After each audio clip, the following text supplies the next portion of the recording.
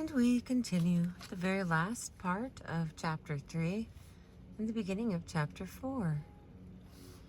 With a better understanding of identification, we need now expand our discussion of the aesthetic illusion in order to enhance our grasp of the pleasure in the unpleasant.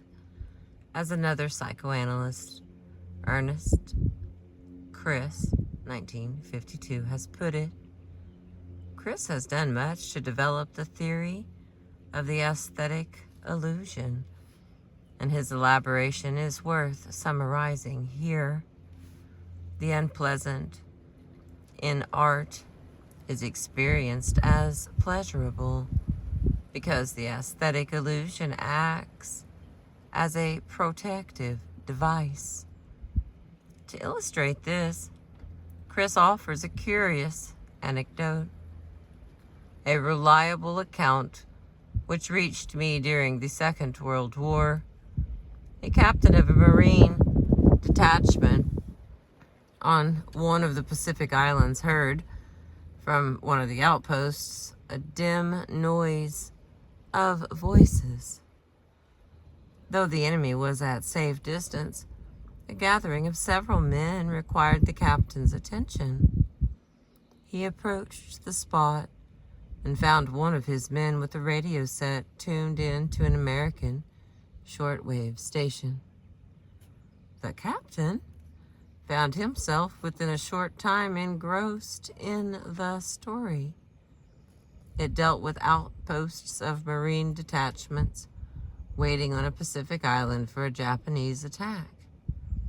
No clearer example of vicarious participation is known to me.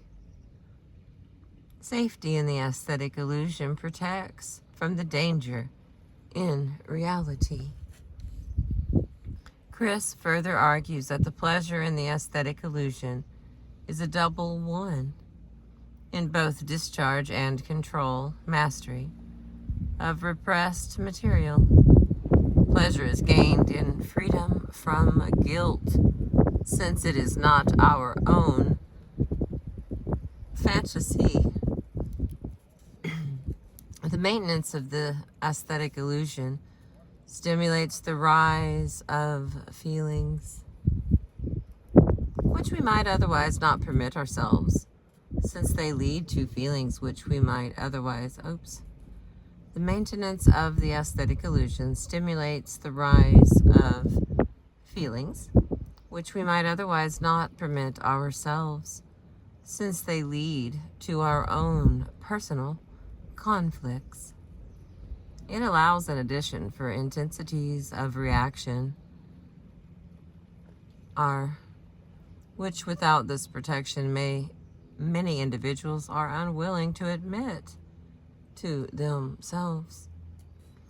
Related to this last remark is the less refined concept of catharsis, which also, through identification and maintenance of the aesthetic illusion in the blues, enables us to rid ourselves of our own tension and unhappiness. Of course, connected intimately with this is not only the pleasure in catharsis, but also the pleasure in discharge and mastery of the same repressed material. In the blues, then, through identification and with the protection of the aesthetic illusion, we are able to discharge and master our own painful emotions often associated with repressed material, and this process of discharge and mastery is pleasurable. It should be emphasized, perhaps, that the particular pleasure afforded by the blues has nothing to do with the pitiful masochism exemplified,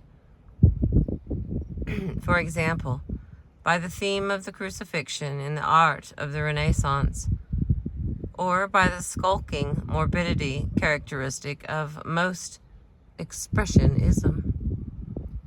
The blues singer, like every true poet, acts out of legitimate pride and disdains the etiquette of humility. It is interesting in this connection to note how closely the blues singer conforms to Hegel's 1835 description of the higher language of tragedy.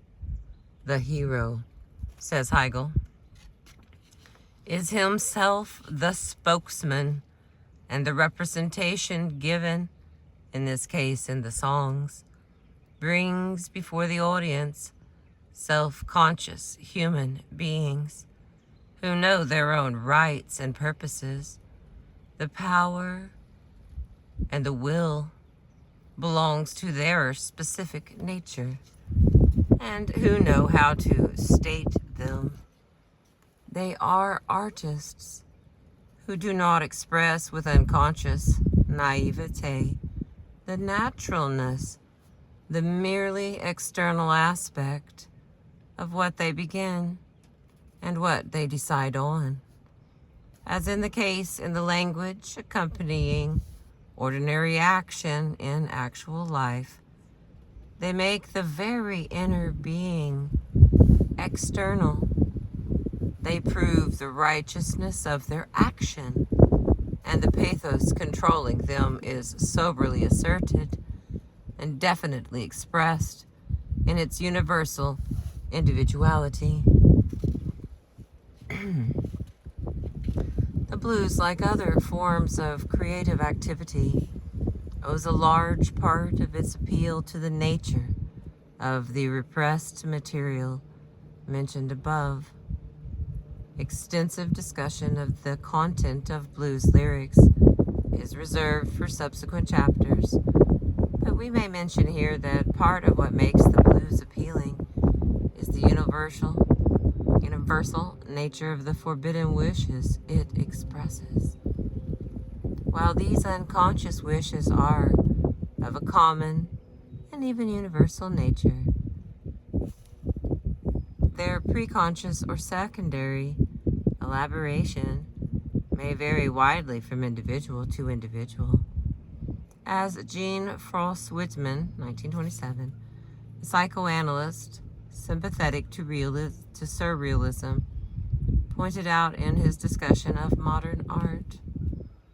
Thus, it may not be incorrect to suggest that at least on one level, the meaning of the blues varies greatly from one segment of the audience to another, especially from white to black. And there's this one little part I accidentally skipped. Recent psychoanalytic literature has devoted much attention to the various mechanisms or processes of internalization. Thus, according to Messer, 1972, the specific mechanism we encounter in our study of the blues might be projection and introjection, rather than identification. For the less understood mechanisms, Messner suggests the term identificatory processes.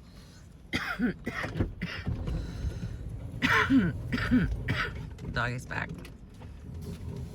Certainly we are capable here of resolving a metapsychological debate that remains unsettled among psychoanalytic ego psychologists themselves. By abbreviating Schaeffer's definition, we draw close to the original and vague usage proposed earlier by Freud.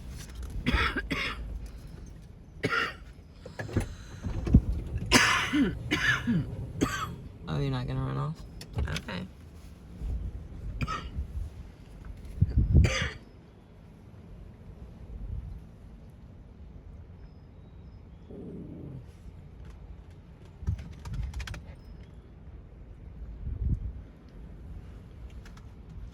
By abbreviating Schaeffer's definition, we draw close to the original and vague usage proposed earlier by Freud. And it is in this sense that we will continue to use the term identification. Thank you. I appreciate you.